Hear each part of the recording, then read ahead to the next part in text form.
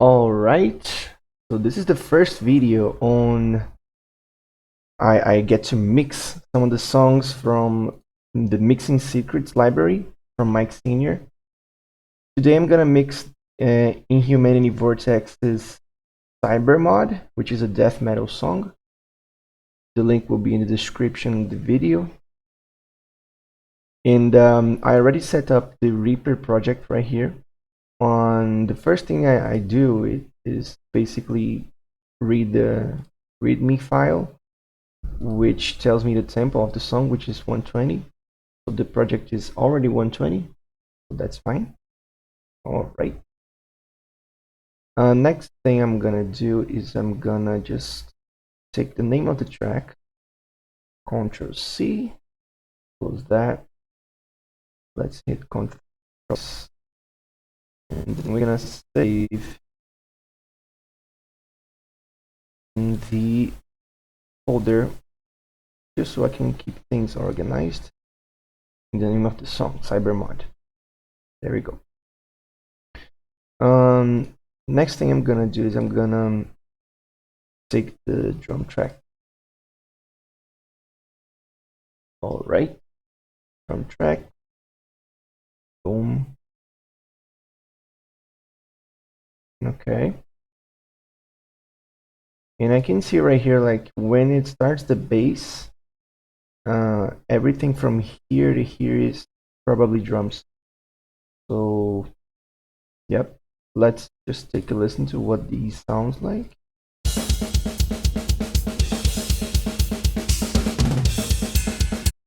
I'm gonna turn down a little bit for me.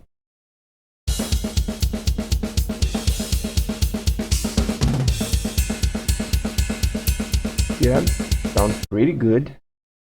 They don't sound like they have any phase problems, so I'm not gonna mess with that. I'm just gonna take a look at or rather take a listen at the individual tracks just to see what we are dealing with. Yep, that's 100% a sample, not a natural kick.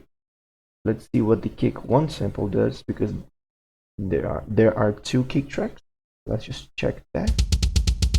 Oh yeah, it's the same thing. So here in Reaper, I'm just gonna create a new track. Let's just call it kick. And do this. Now we have one kick track, which is this one right here in the upper corner. Okay. Let's just do this for the snare as well. And let's just take a listen to the snare and see if we find some phasing issues. Well, it's a natural snare.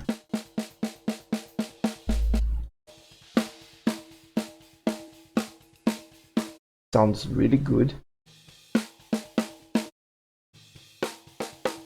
It's in phase because I flipped the phase and it sounds like crap.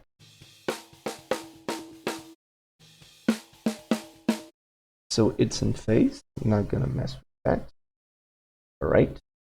Now I like to group the tom after the snare. Boom. So these are gated. And I don't think that's a problem actually. And here are the overhead tracks. What I like to do is I like to create another track called OH or overhead. And let's just bring everyone into this guy right here. So we have two hi-hats. That's a new thing. Never saw this before.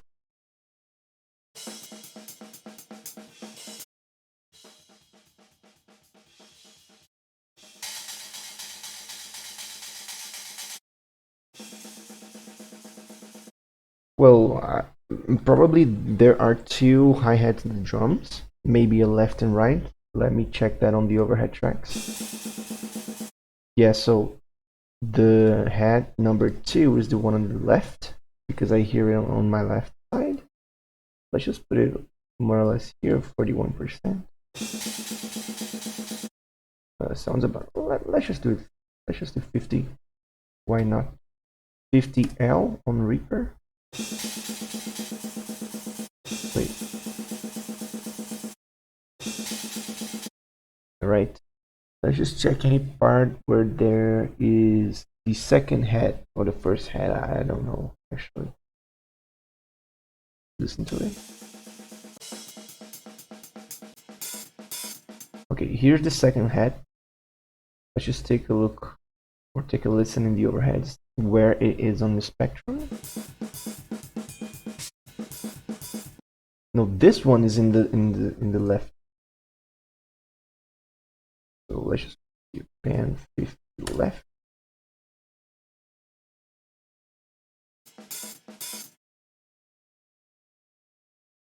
Check if this is really on the left side as well.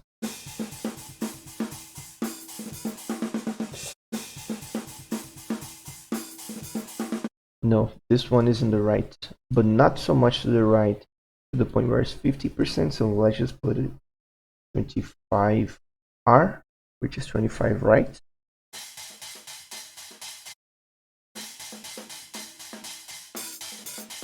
Which sounds about right, like when we listen to the overheads. Now we listen to only the head track. Yeah, sounds about right. Let's just put 30 right. Yeah, there we go. Sounds good.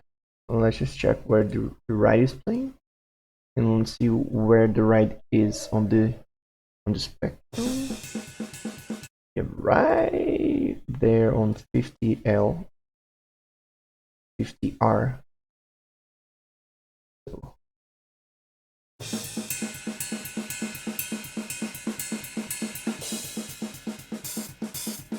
sounds good to me. Okay, so now how do we see? Okay, so I don't like this viewing mode here in Reaper, so I'm just gonna click show multiple rows of tracks when size permitted. And don't like I like seeing big faders. So let's just keep the master fader really big. Okay, let's just this so we can be a bit more organized. And here's what we're gonna do.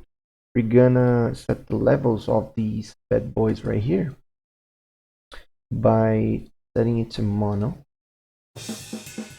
I'm gonna compare the volume of the splashes, like the other crashes in general, to these guys right here. So this part, yeah, there's a crash right here. So this is the base volume of my overhead track.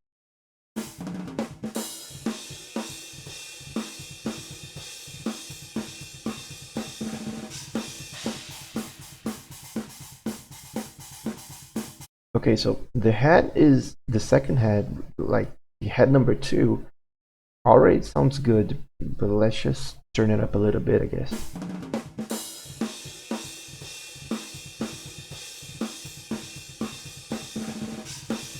Here.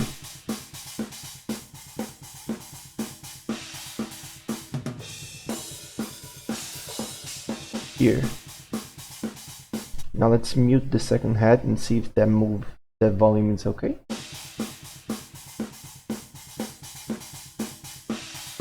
Yeah, sounds good. Now let's check the first head. Head number 1.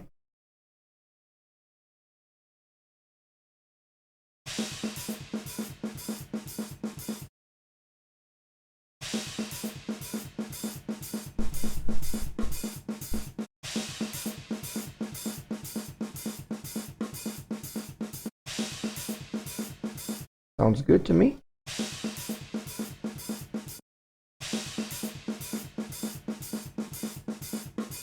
Now let's check the ride.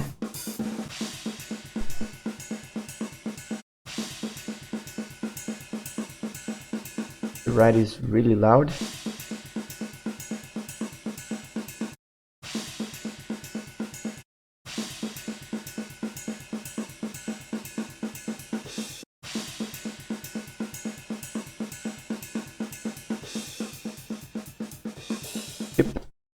So now when we go back to stereo, the tracks are equally loud, so we don't get any interference from the pen of these tracks. So let's check the room tracks. We got a mono and a stereo. I hate mono rooms, so let's just roll with it. Let's create a room track. So drum room. Bring these two together and put it right here. Bam. Let's check it out. Yeah, the mono is really loud. And the phasing is pretty weird.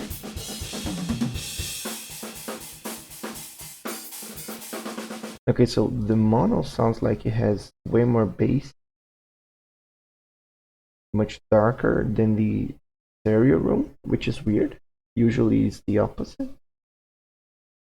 But let's just roll with it, why not? So let's just let's just go with the room stereo and bring up the mono room slowly.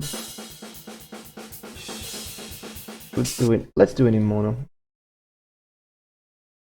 Panning is always a not good thing to level out some stuff.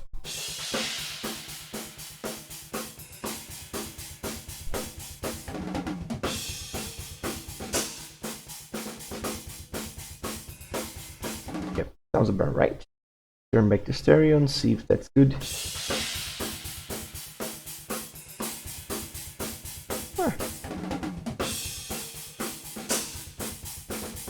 Didn't change that much, but yeah, we do have our kick, actually our drums completely organized.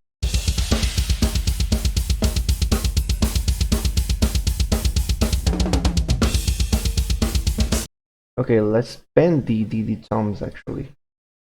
To do that, we're gonna listen to the overheads.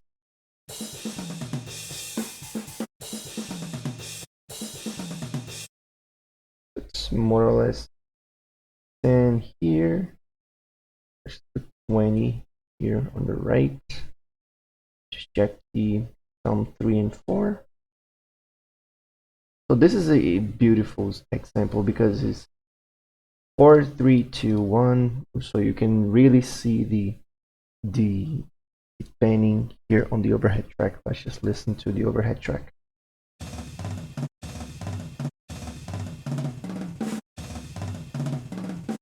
Okay, so the 3 and 4 are really close to each other. Let's just put 4 like 60. Let's just put this guy on 50. 20 and 10 sounds about right. Let's listen to the overheads and then we're gonna switch to the tom track. Toms.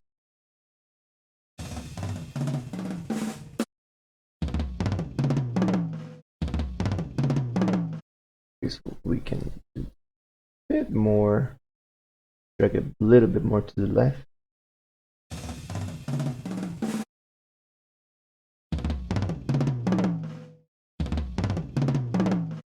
This one needs to be way here. That's too much. 40.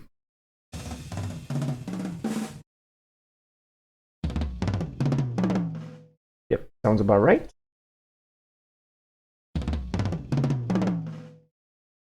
Now if we play both together, sounds about really good. Sounds really good. So yeah, drum sounds really good.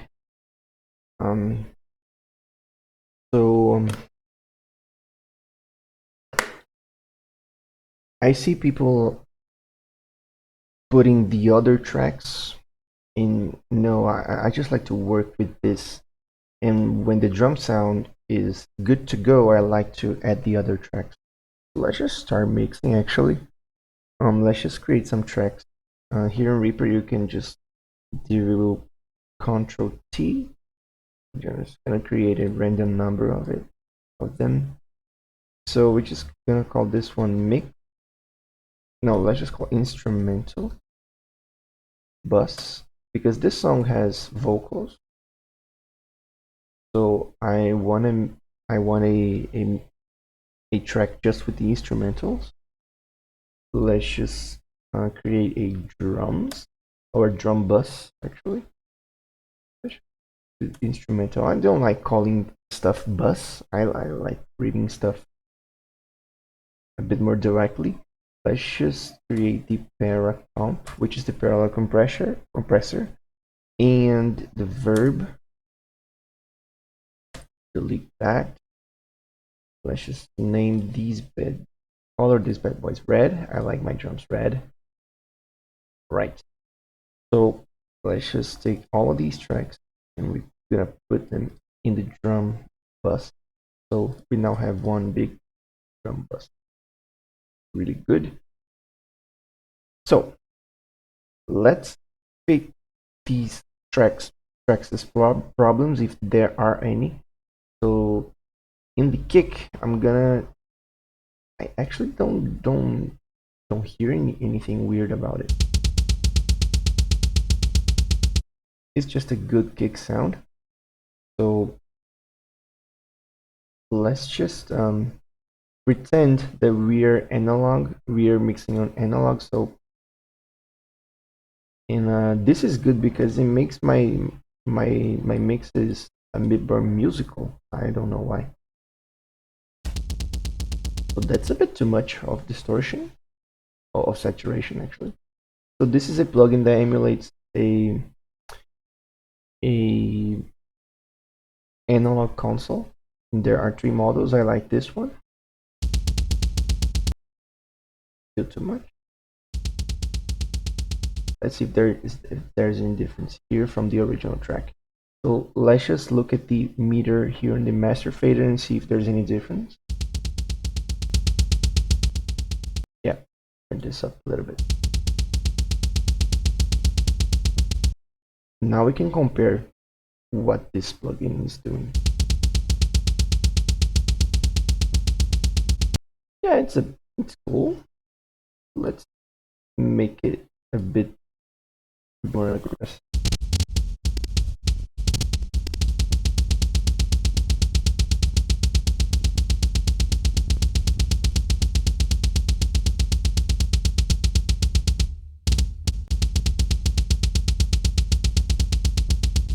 Sounds about right for me. Let's do the same thing with the snare. Let's take a part where the snare is hitting pretty hard and consistently. Actually, really hard is okay. Just hard.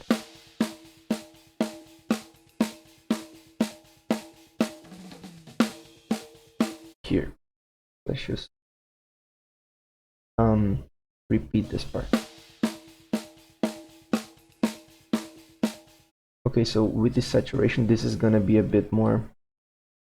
So I just dragged the kick processing into the snare processing, just so I maintain the same thing, the same vibe to it. But the objective is it's the same. The goal is the same, which is to saturate a bit, so it becomes a bit more musical. I don't know how to explain that.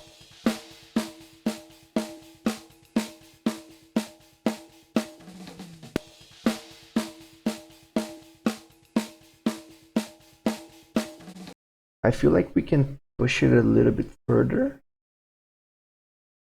There. Not so much.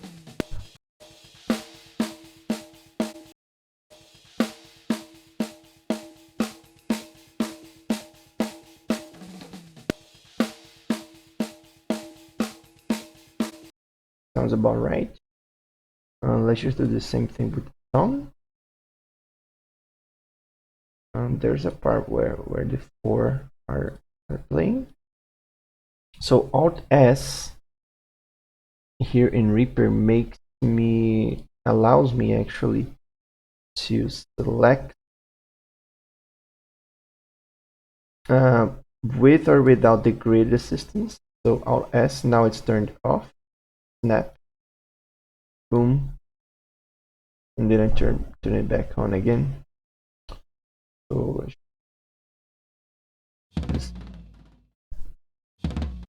And to see the effects of this, I'm gonna put it in solo, or in mono actually.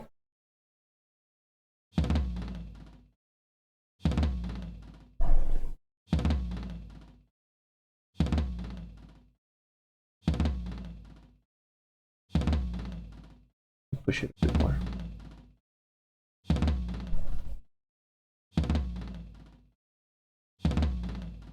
Yeah, pretty good.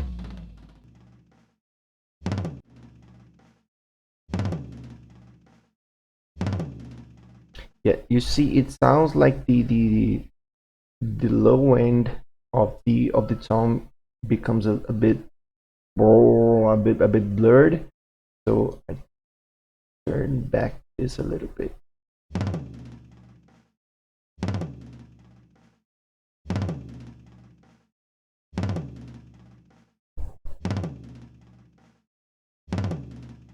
Yeah, sounds right.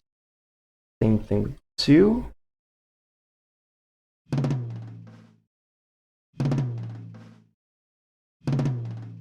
Sounds okay to me. Actually, we can even push it a bit more. Yeah, sounds good now.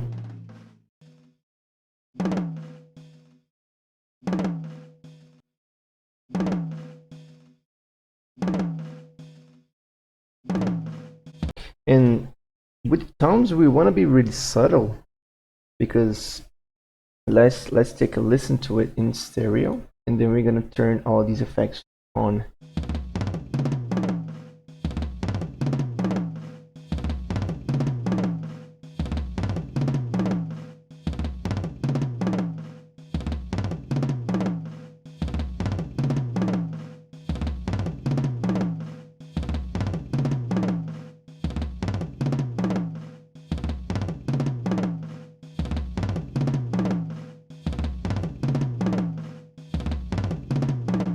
Yeah. So the immediate result you see when doing this is you distort a bit, you turn up a bit more of the bleed, which is totally fine. Tracks are pretty well recorded. Okay, so now let's do the same thing with the overheads. But with the overheads, what usually happens, let's just see if it happens here as well. I like to do this in mono. Let's check a part without the hats. Just a crash in general.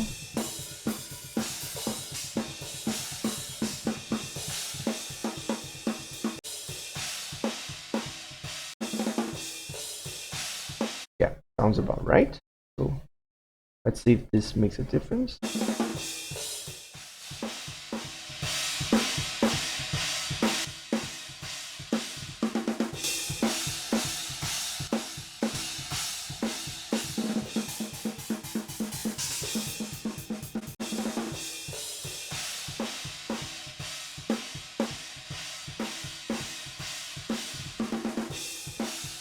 It sounds like it has more effect on the drum shells rather than in the crashes, but I can deal with that. Not that bad actually.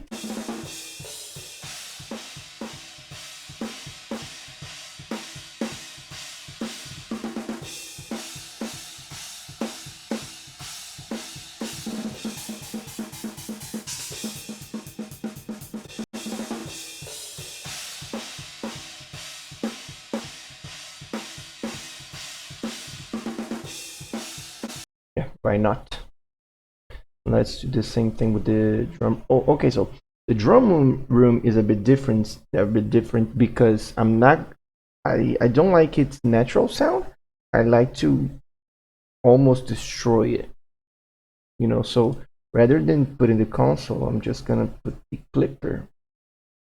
I'm not gonna be even soft, not even a little bit soft about it. I'm just gonna destroy this track.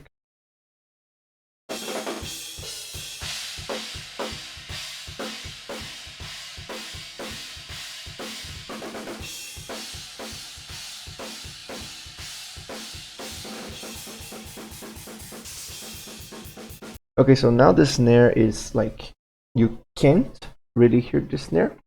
So what I'm gonna do is I'm gonna take the snare, I'm gonna send it to the drum room, pre-fader, but I'm gonna send it to the channels 3, 4 of the drum room.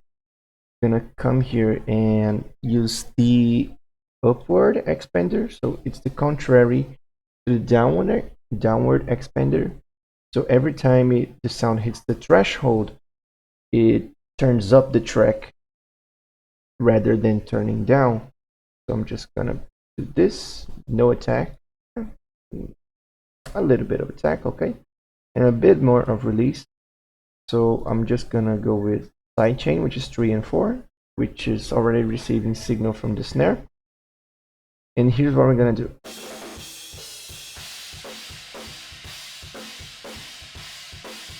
Put it right here. It's okay.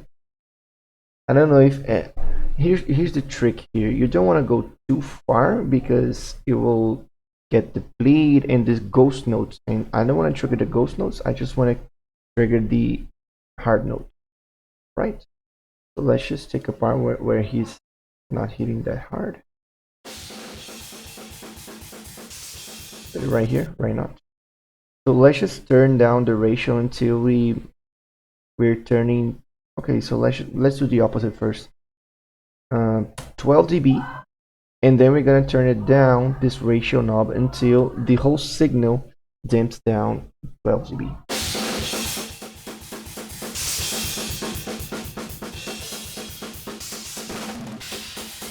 Now take a listen to the crashes.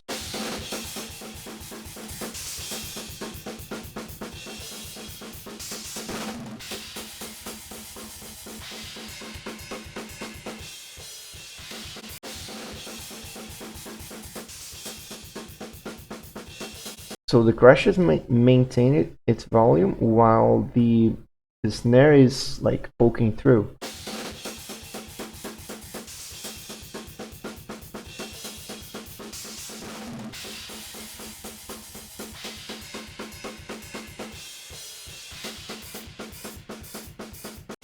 So this part right here is really good because we don't.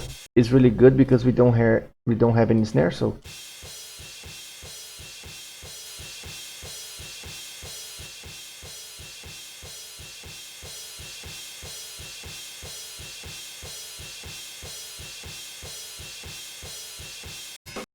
there we go.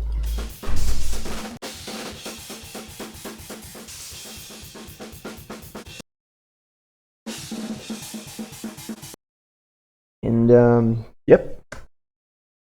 So these moves right here, they don't sound like much, but let's just turn on and off everything, all the effects that we did.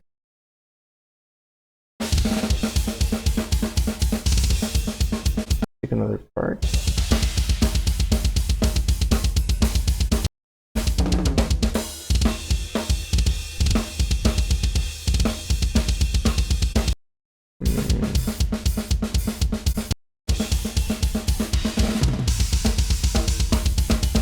This part sounds good.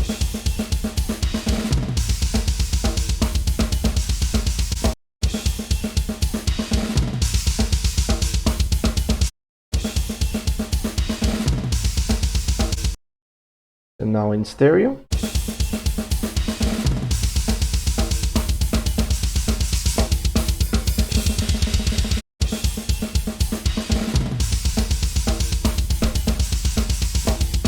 So it's like it's a bit more aggressive, but at the same time it's a bit more controlled. Like the snare hits are more, even. So yeah, and we didn't touch a fader. Like we're not mixing it. We're in a phase where I consider to be pre-mixing. So yeah, I guess we're ready to mix the drums right now. So I like to start with the snare. So let's just do a compressor here. I like this one. Very good compressor. Medium attack around 12 to 20 attack. 20 milliseconds for the 1 ratio. 1 in less 0.1 of a second, so 100 milliseconds. And let's just turn it into, we just hear the snare, like, sounds like it's being played by a freaking hammer, like, yeah, like that. Okay, so let's just listen to the snare.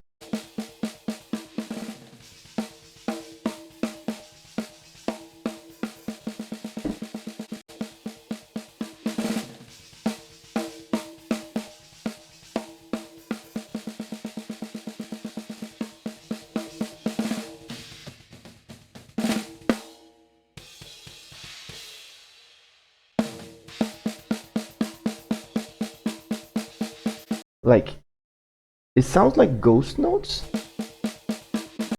It sounds like ghost notes.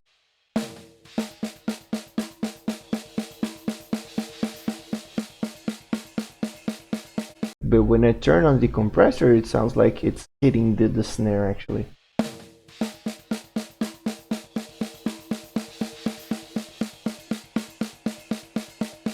Really good. And to be honest, I don't think the bleed is that great of a problem. But let's just do it a little bit. And I don't like gating it. I like using these expander. And that's before the compressor.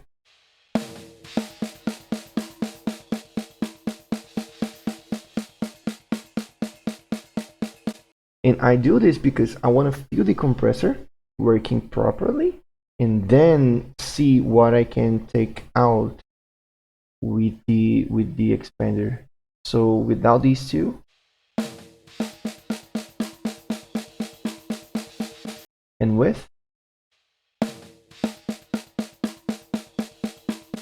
yeah, I now have a guy really smashing that snare. Let's see how it sounds in other parts where he's hitting harder.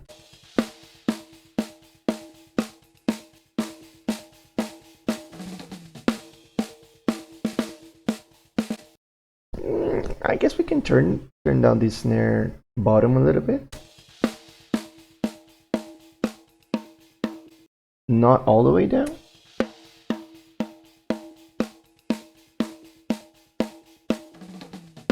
And that's another thing, like the compressor changes the relationship between the top and bottom snare.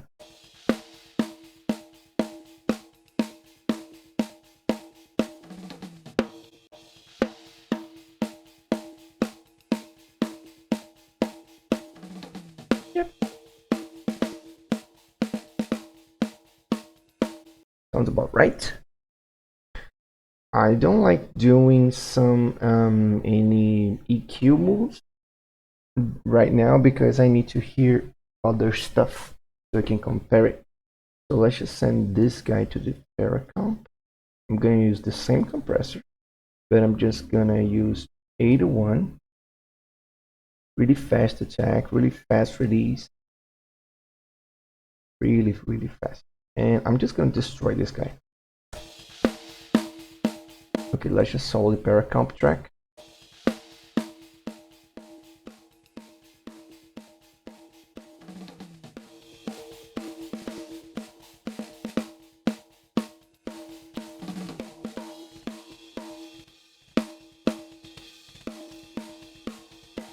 Yeah, sounds about right. So let's now put the other track in the Paracomp.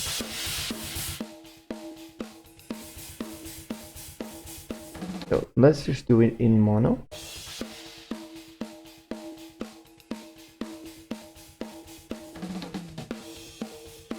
For the Paracomp track, I like to put a bit more of the drum room rather than the overheads.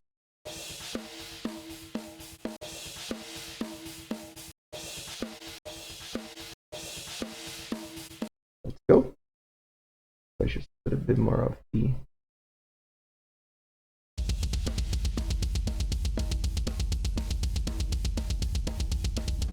Okay, so how to set the kick here is right in the point where the snare goes a little bit above it. Like if we put all the way, what happens is like the kick is above the snare in terms of volume. So you hear when the kick and the snare are playing the same time, they are like the kick is louder than the snare, and I want the snare louder than the kick.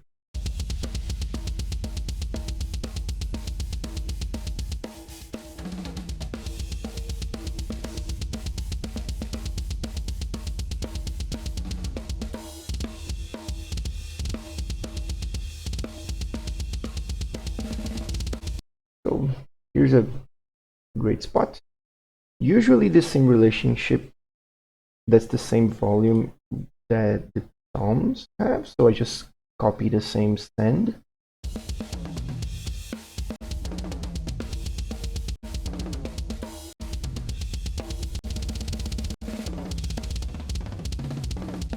Yeah, but in this case we can turn it a bit more.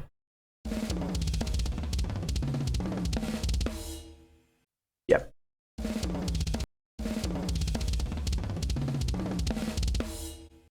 Sounds really good. Usually when, okay, so let's just check how this parallel compressor affects our mix.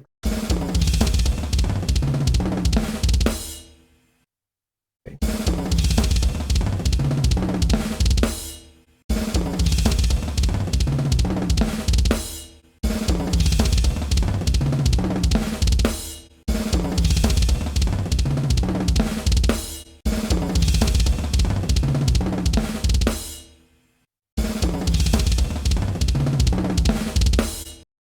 We can be a bit more aggressive with the volume. Check another part.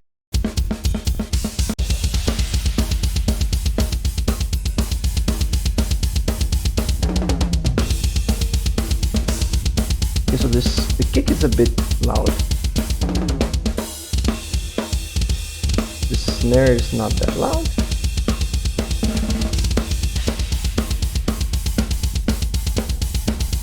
Is this flipping for you guys? No.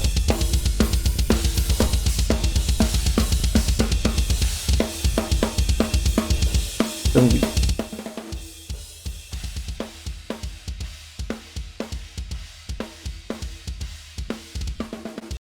Okay, so what I just did is I turned down the mix a little bit, and I want to see if the snare is cutting through all of the other hit bases. Because if it does in the lower volume, it's gonna do it in a higher volume as well.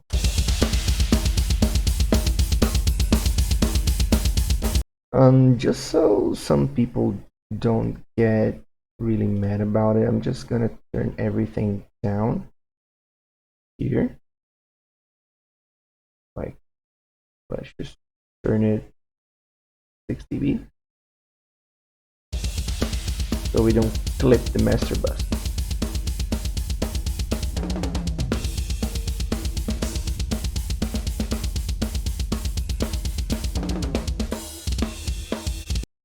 This right here is a good drum mix already.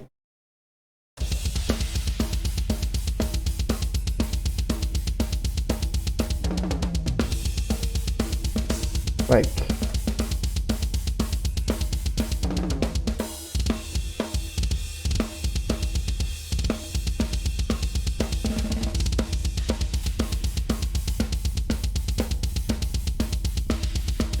the opposite.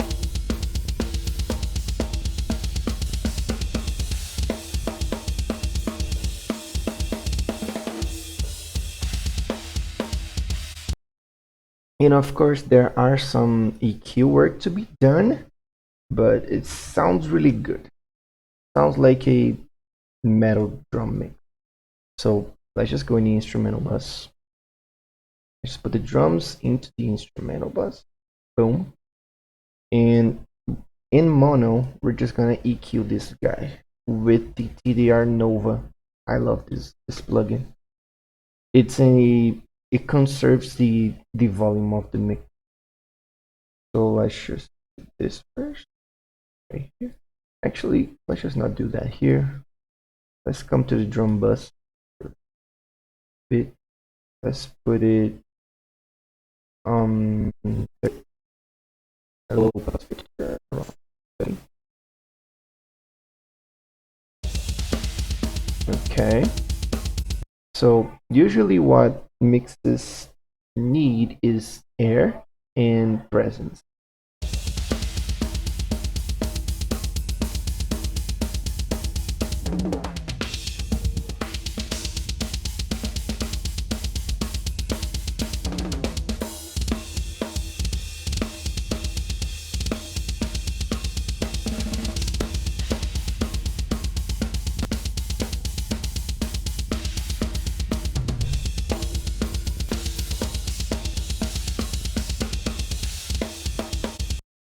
So yeah, I don't need to do a lot of stuff in the snare EQ now because it sounded really dark, but not that much now.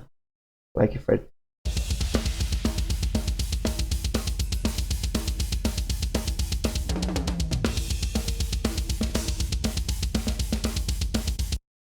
yep, so that sounds good.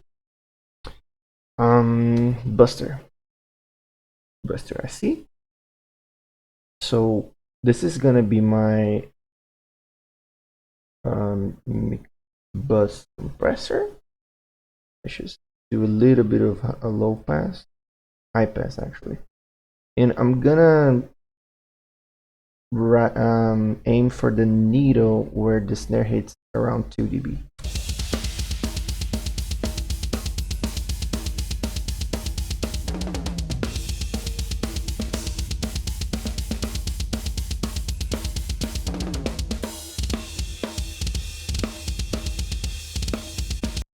And this right here already tells me that the toms are too loud because when they play, the needle goes above 2 dB. Now it's good.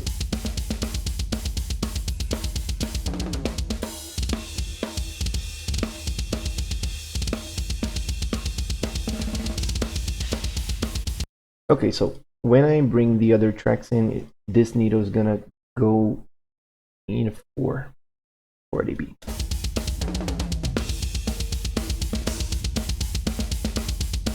So that's everything I can do without hearing the other tracks. Okay, I already did. The drum mix sounds okay. So let's just bring in the other tracks. Bass, amp, and DI. Let's see if we're gonna need both of them or just one. Separate track. Boom. Let's mute DI. DI looks really consistent. So yeah.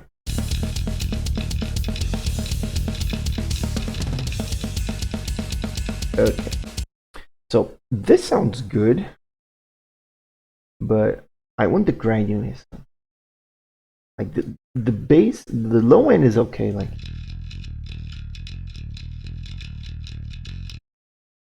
and the high end is it's okay as well. It's twanky. It's really, yeah, pretty cool. But I miss the grindiness of it, so I'm just gonna use the bass DI for it. Yeah. So the bass is already well played. Like you can hear it. Like look how consistent that guy is. So let's just first compress it a little bit, just so we can get even more consistency.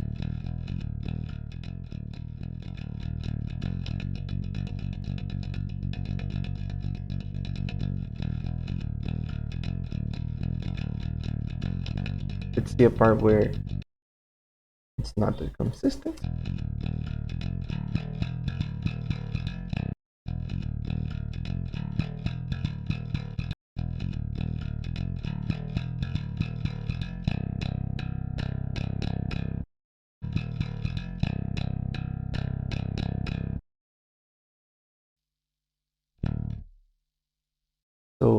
This sounds really good. Okay, so how do we add the grindiness of the tone? I already have a preset for it. It's called bass tone, I guess. Yeah, that's okay. So what do I do here? I first EQ the bass. Let's just turn everyone off for now. First I EQ the bass so it becomes a bit more clean. Or rather, it focuses on the high end, so but not that much.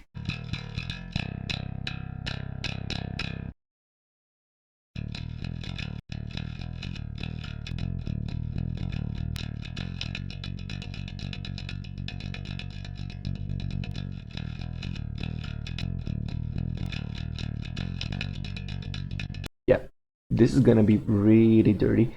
So I split the bass into 3 frequencies with this 3-band splitter.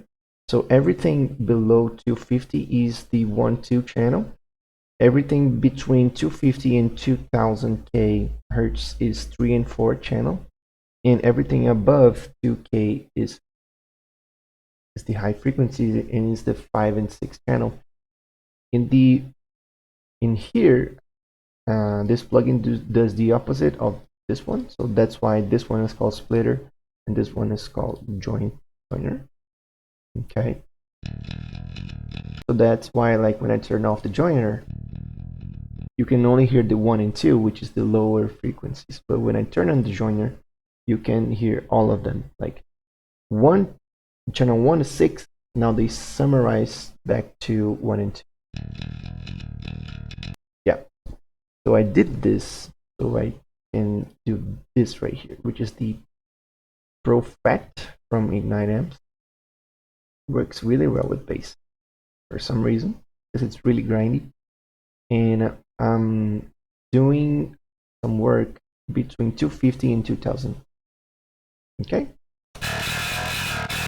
but it sounds really nasty, so I use this cabinet right here. I even forgot the, but it's like a random bass cabinet I got online. Like, it just sounds good and I use it. I guess that's an MPEG 8x10, I don't know. A 57 mic, which sounds okay. I don't know why I did these guys, but I know why I did these two, because this one is really like, let me just turn off.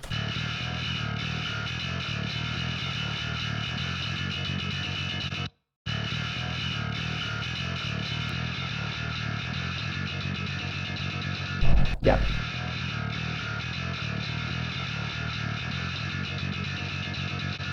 Okay, so I could use this guy right here, but what I'm gonna do is I'm just gonna get a high pass. I'm just gonna use the high end of it.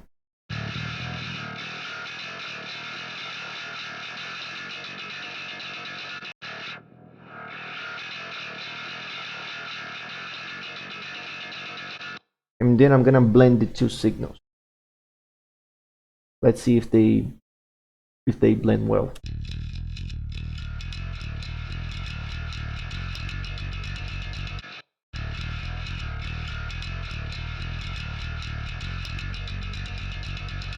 Yeah, it sounds really good.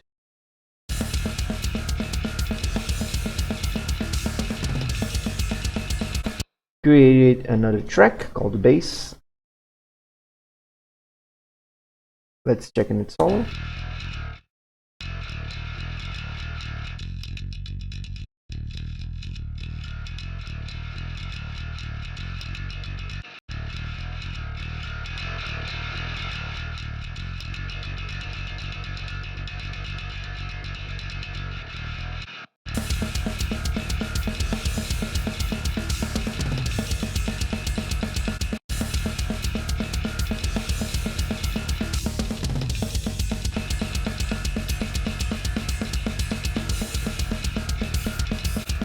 Okay, so the level of this clanky bass sound is gonna be determined by the guitars. So let's just distort it a little bit, like we did with the other tracks, but this might change afterwards. Let's destroy it, and then we see.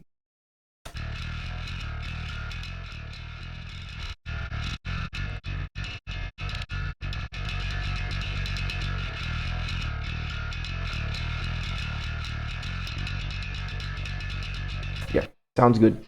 You know, the point in this saturation is where the high end becomes a bit more energetic. I don't know how to describe it.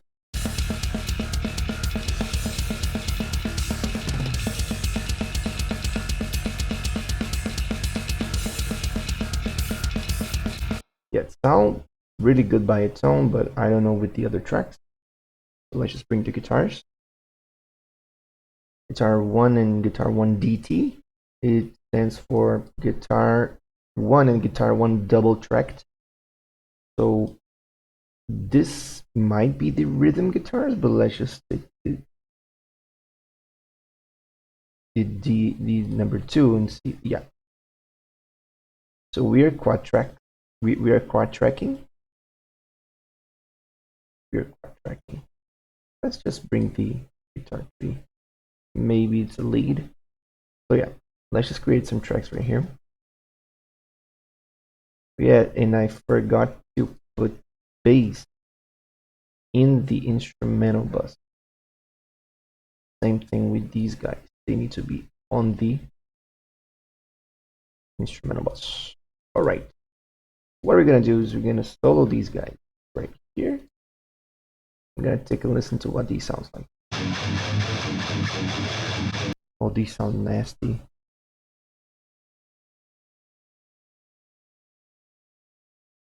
Sounds really nasty.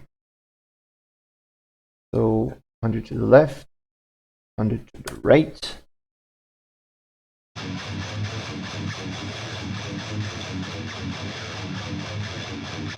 Let's check these guys right here as well. So 100 left, 100 right.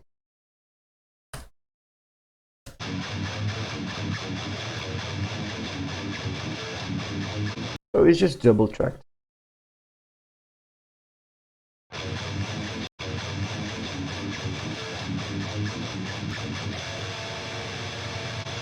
Let's see if these cancel each other, like if they have any phase relationship, bad relationship actually. Nope.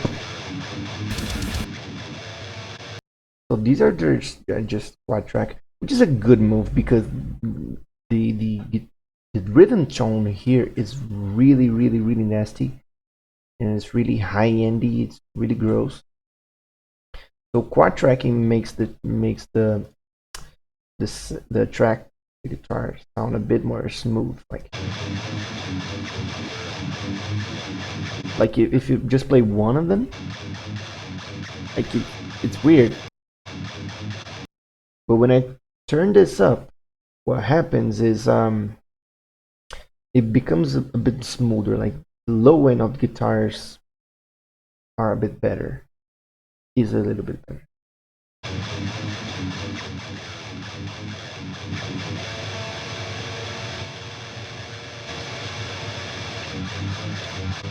So yeah, what we're gonna do, we're not gonna reinvent the wheel. Everything is 100 left and right. I'm just not gonna fiddle with that. What we can do actually is this. So let's just create a track and called Guitar Rhythm L. Boom. Put these guys here and do the same thing, but for the R. Boom.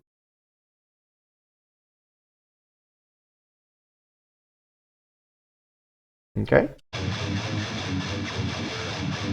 Actually, the right thing to do would be this and this.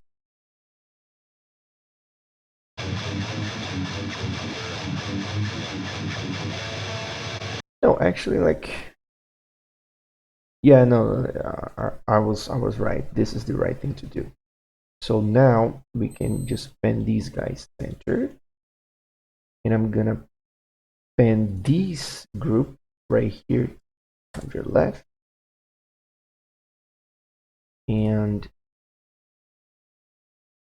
100 right. All right.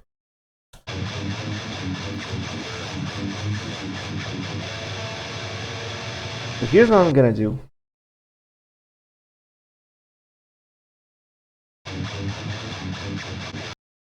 Actually, this is the right. Yeah, that sounds a bit more, sounds right. Like 1 and 1 dt, 2 and 2 dt. Yeah, okay.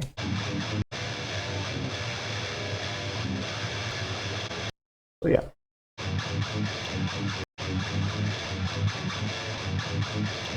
Okay, so now what I like to do, like the first, my brain tells me to cut these razor knife frequencies. Like let's just try to find it.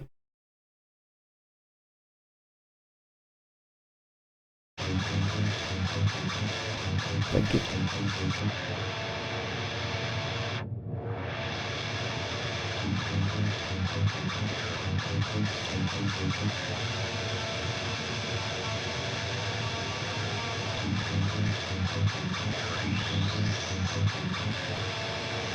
But here's the thing: when you start this war, it's really hard to win it. So what I do first is I distort it, and well, it's freaking distorted already. Why are you distorted even more? Just listen to what it sounds like.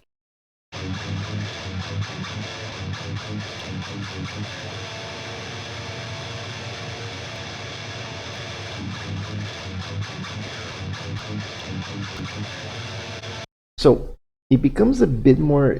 It's like we're frying this guy. Like the sound is really, really, really distorted. But now, if we cut the right frequency here before the distortion, what will happen is that this is not gonna trigger the saturation that much. So what will trigger the saturation more is the frequencies that we want. So we don't need to be radical on this guy right here.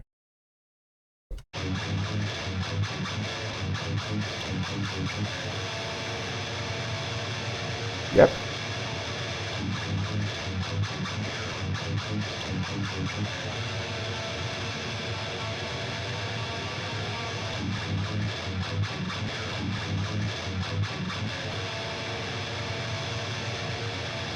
Sounds good.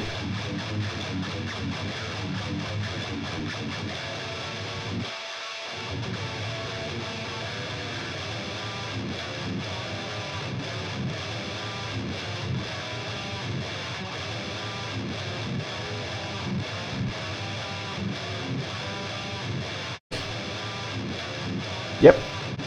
Now let's put a TDR Nova just to deal with the palm mutes. I have a preset for that.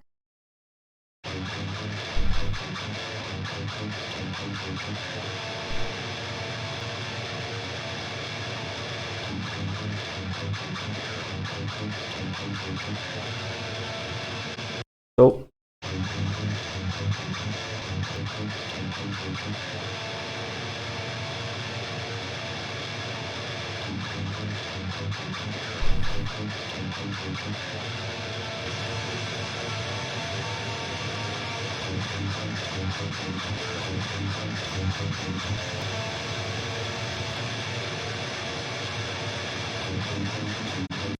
isn't this saturation a bit too much? No. And I'm gonna show it to you. It's not. Let's just create another track. Oh, it's already created. Guitar bus. Oh, guitars. Boom. Greeny green guitar. This is probably a lead guitar. Let's just check that. It's so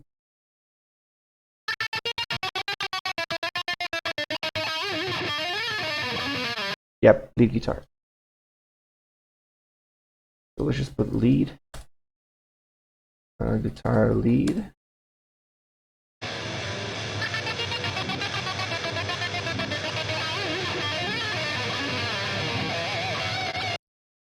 So not going to use that for the moment. And let's just balance the tracks, and now the mixing starts. Okay. Yeah, it's 1 hour in, so now we start mixing.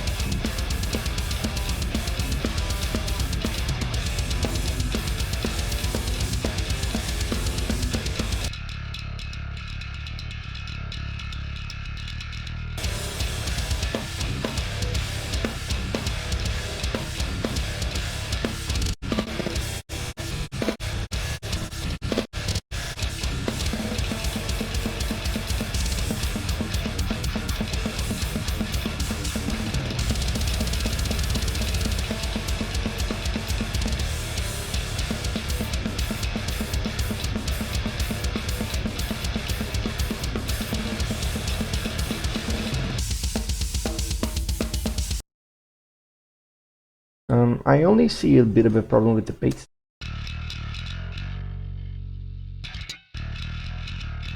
Sometimes the high end is a bit too like poppy. Let's just use TDR Nova to fix that. So mono. Yes.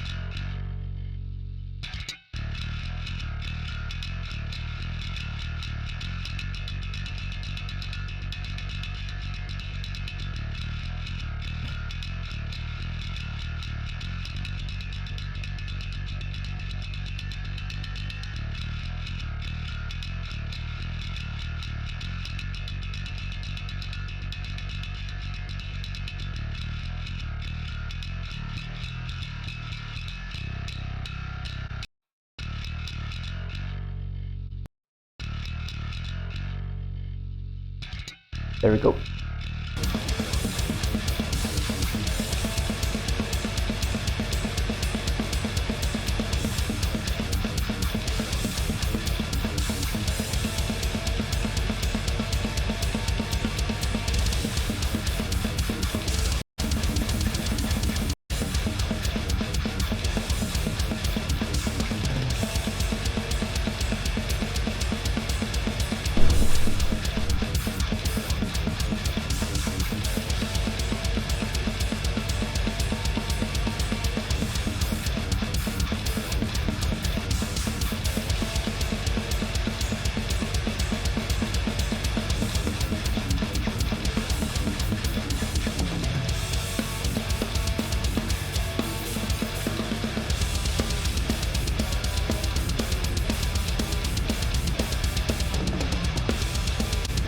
Let's clean up the guitars a bit more in the high end.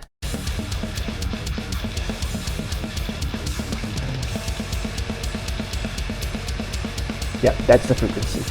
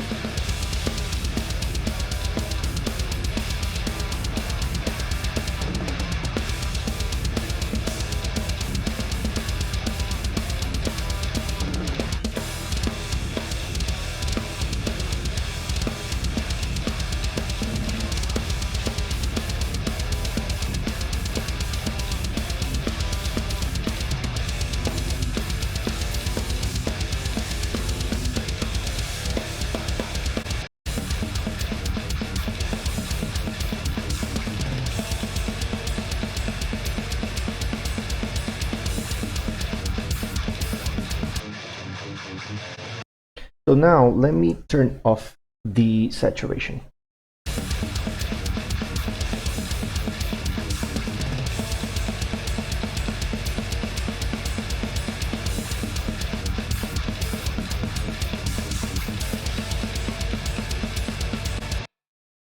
What I hear with the conjunction of the mix, when the mix is playing, it's the opposite when I listen to in the first place. Like it sounds like even more grittier, but now it sounds like it's softer. So really good. The mix is just it's in the right track. So let's just do two moves that are really important. First thing is the tape simulator. So my mix gets a bit more, what can I say? A bit more musical. And yeah, we're talking about musicality in a death metal song, which is totally fine. And to see what a tape emulator does, we're just gonna take this clipper right here.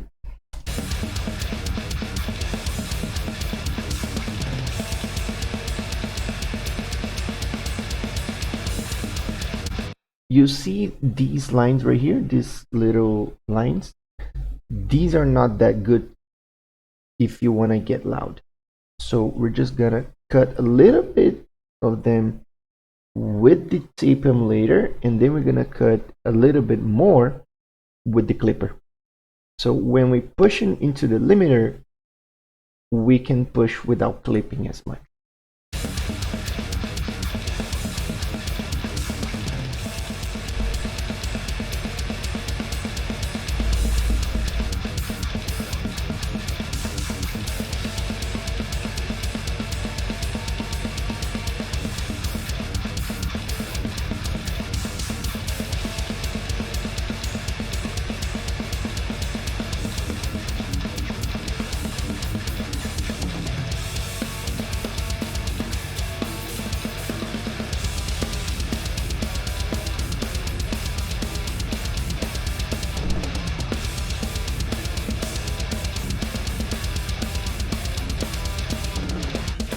See how the mix is really more consistent when I turn this guy on.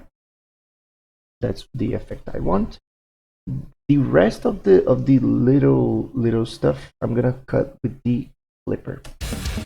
Oh, and hard clipper. Not gonna go light on this one. Not gonna go light.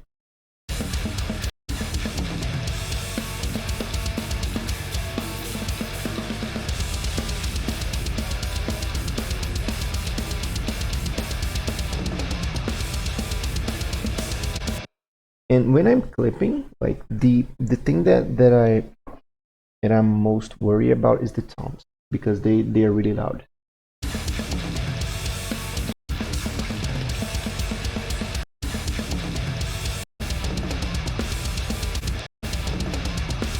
I'm just worried if they are clipping or not.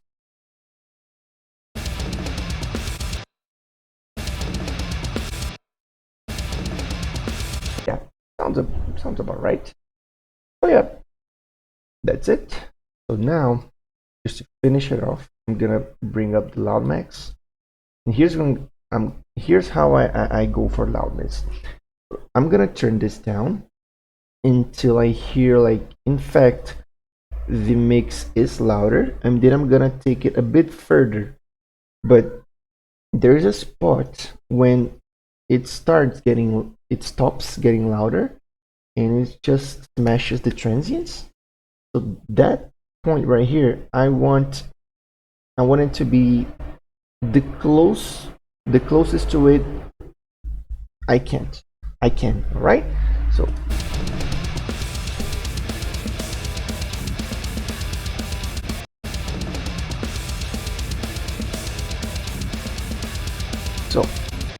here I'm gonna stop linking it, and then I'm gonna turn it down a little bit here on my monitor, and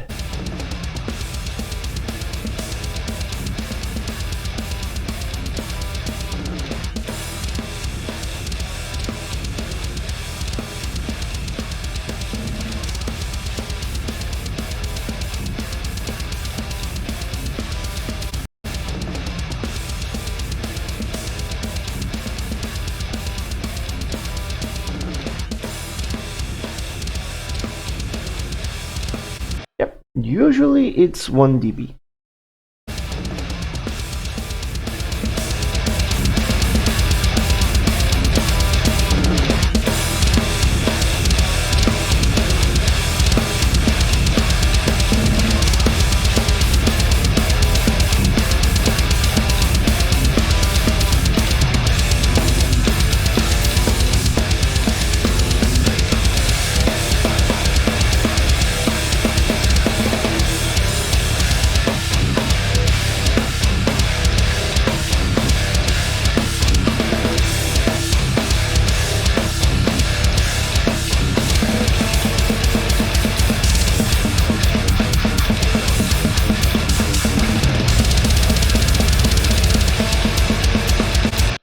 Okay, so the mix is loud and it's 80% there.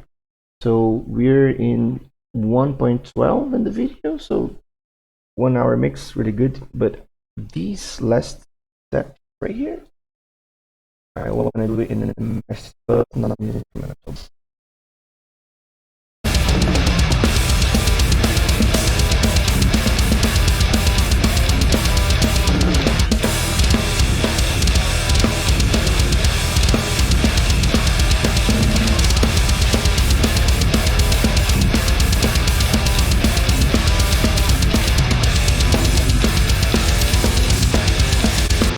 Okay, so now I can really EQ the drums.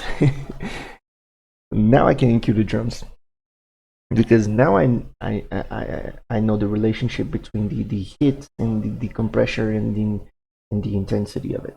So let's just EQ the snare, and you see like a few moves. I'm just gonna transform this snare. See.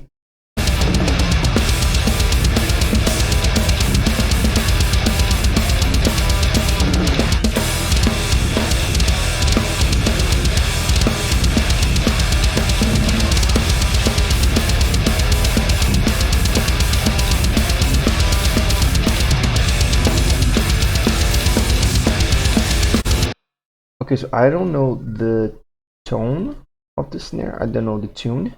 Let's just find it.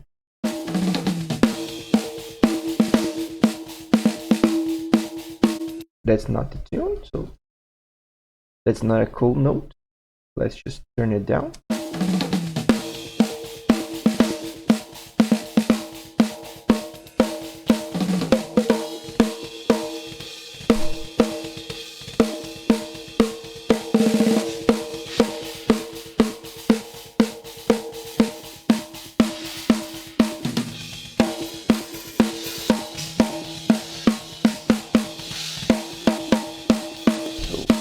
So it's around 250, 215 actually. So let's just do this.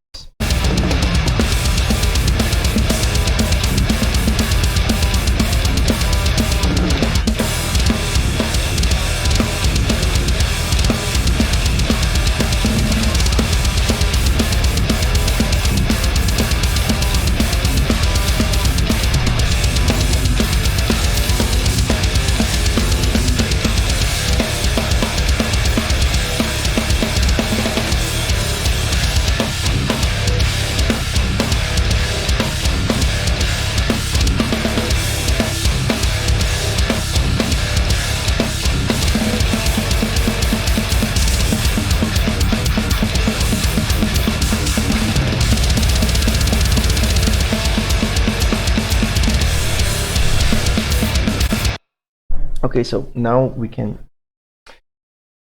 mix this kick a little bit as well. So the goal with the kick here is to get a compressor setting on where it turns down in the loudest parts, like when it's playing really fast. But I still have a little bit of that attack in. So.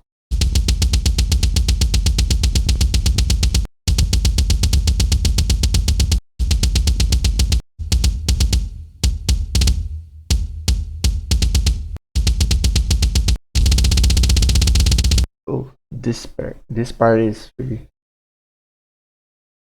nasty. Okay, so this should work. Yep, it does.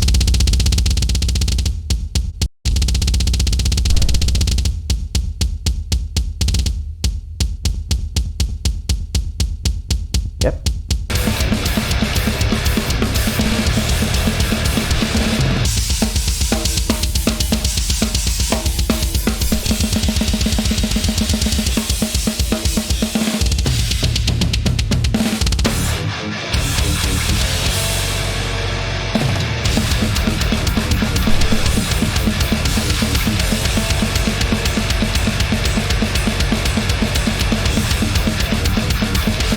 And here I did the opposite of what people do in death metal, which is like an incredibly scooped kick.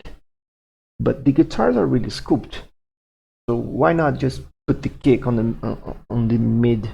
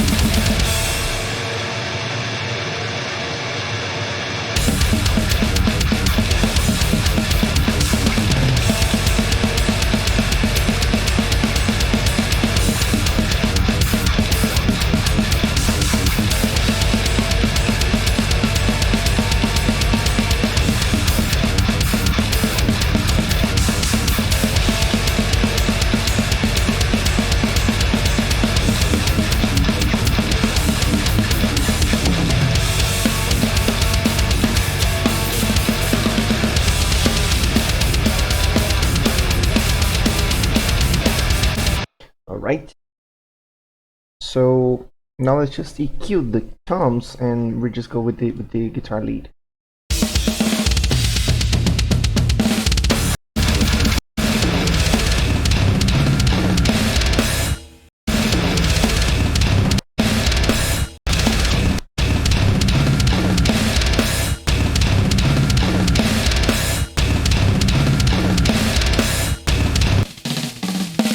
Okay, so this is louder than I thought.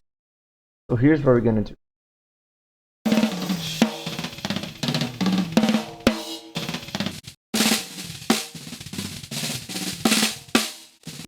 So here's what we're gonna do.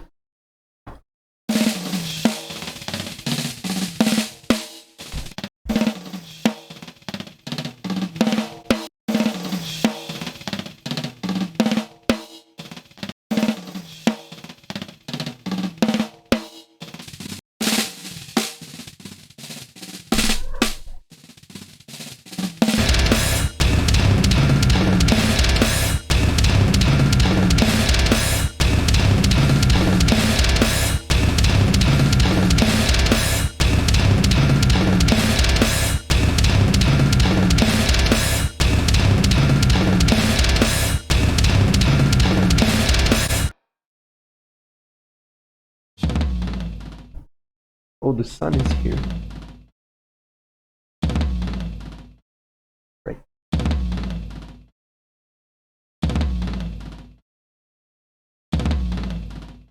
Here's what. Let's just EQ the whole thing, why not?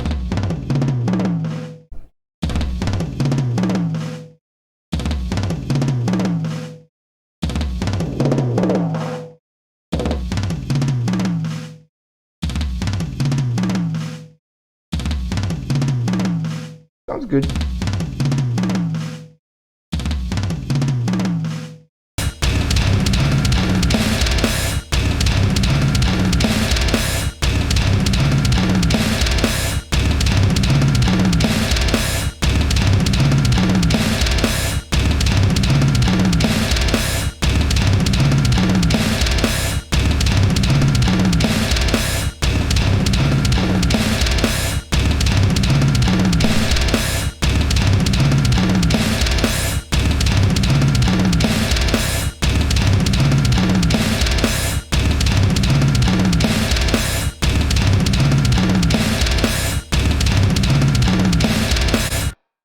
Sounds really good to me. Really good. And sounds like a real drum. This is important.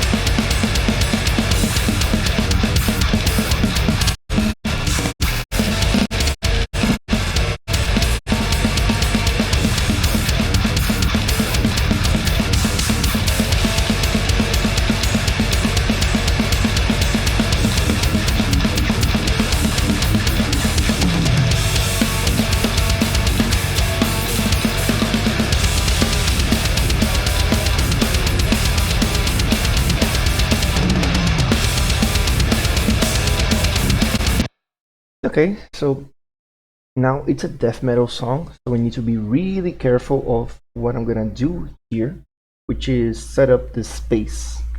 So these tracks are really loud, so I can't put too much space into it. Plus, it's a death metal song. I don't want to hear the room. I just want to hear loud guitars and loud drums and loud bass. That's it. But even with that, let's just take a plate verb and roll with it. Later.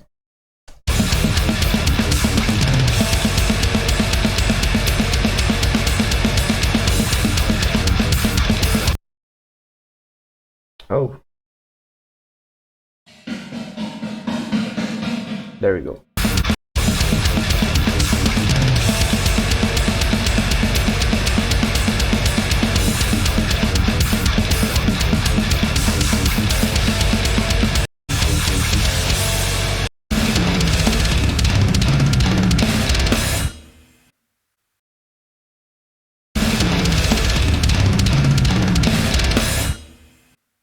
Yep.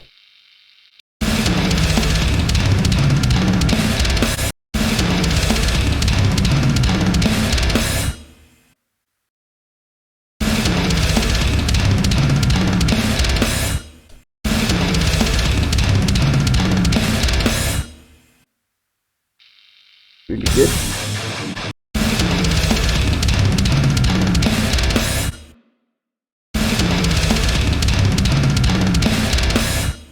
Yep, sounds good.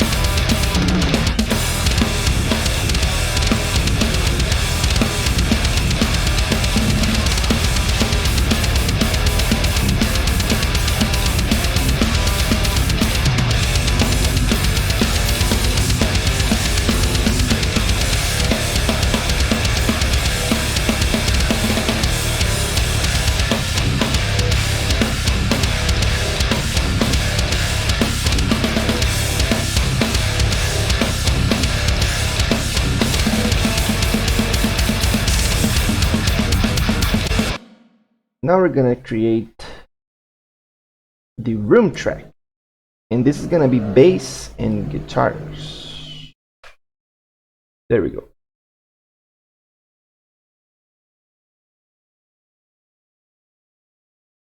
All right, bass and guitars.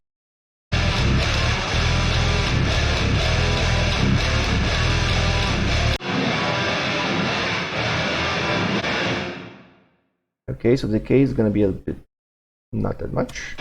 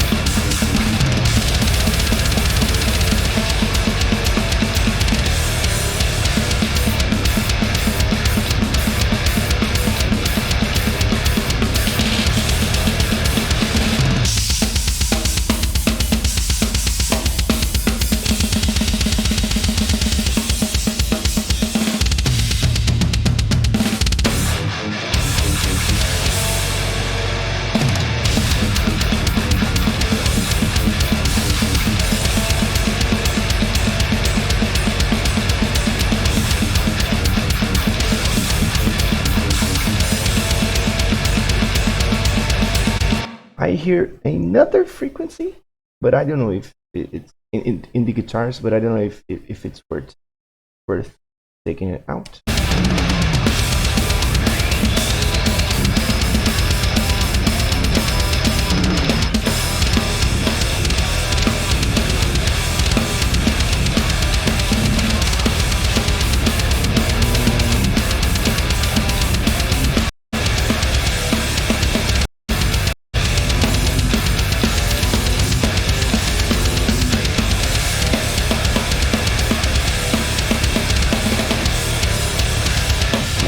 Sounds good.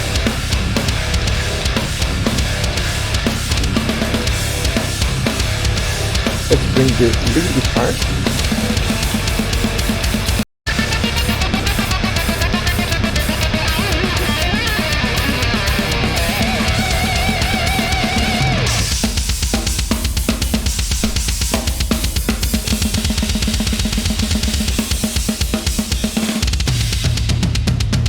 Sounds good, but I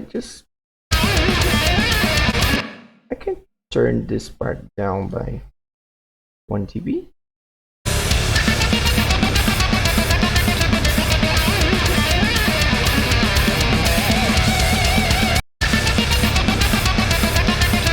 And these guys, I'm gonna turn it down by 1 dB as well,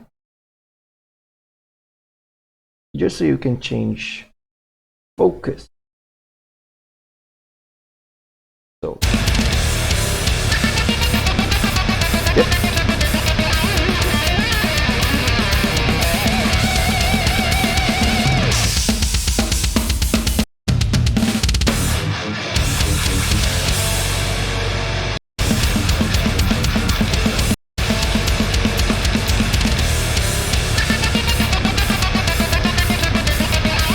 Okay, that's too much actually.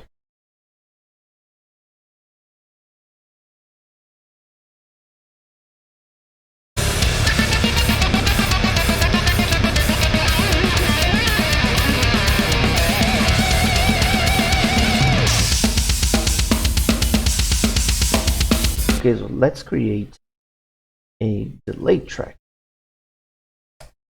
just for this guitar lead. I like this delay right here.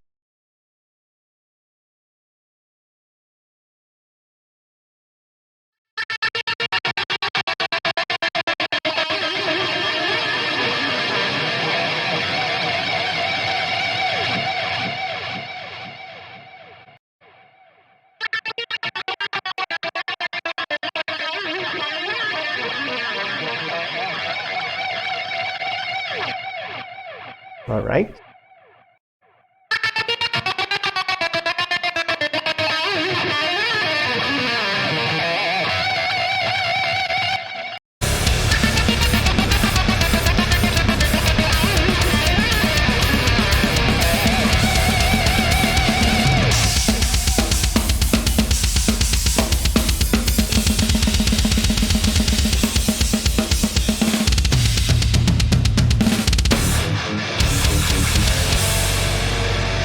Yeah.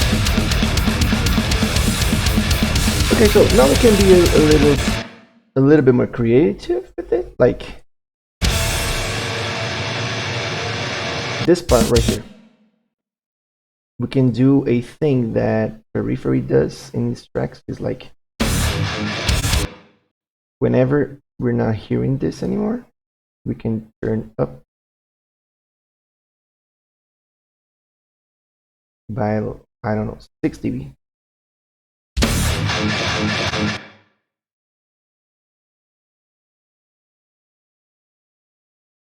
Okay, that's not that good. Let's check it now. Not that good again. We need to be a little bit more here. Yeah, sounds good. But not that much. Let's just cut one side.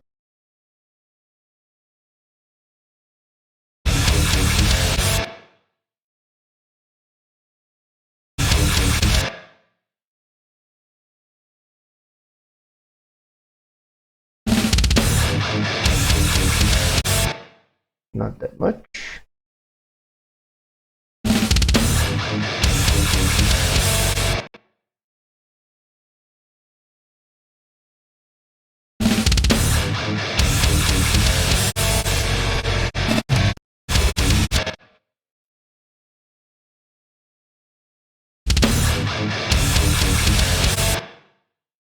So this is not good. Let's edit the tracks a little bit. So let's make this part a little bit tighter by doing this. Yeah.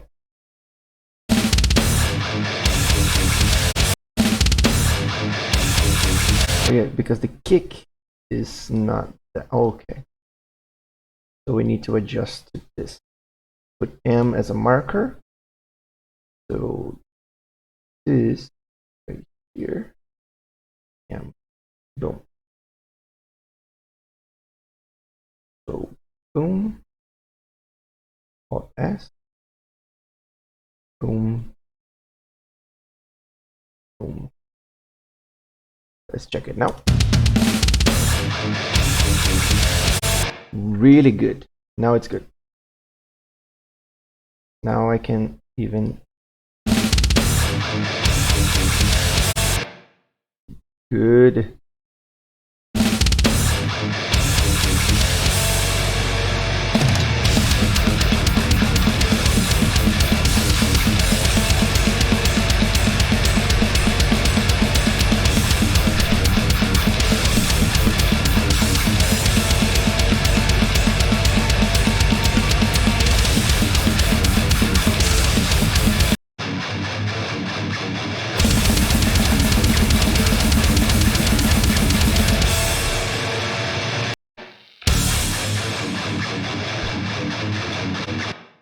Actually, for this part, what we can do is we can